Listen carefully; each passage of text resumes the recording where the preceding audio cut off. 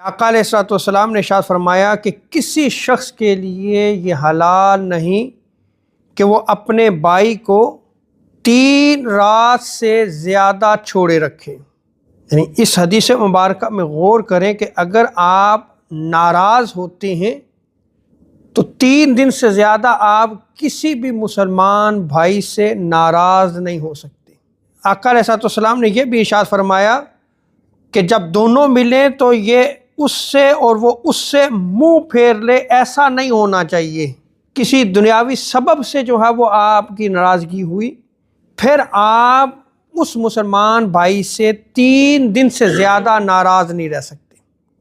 اس سے زیادہ اس لیے نہیں رکھا گیا کہ 3 دن کے بعد جو ہے وہ بندے کا غصہ ٹھنڈا ہو جاتا ہے، اور غصہ ٹھنڈا ہونے کے بعد وہ دوبارہ جو ہے وہ دونوں میں سے جس کی غلطی ہے وہ اپنی غلطی کی اصلاح کر لے۔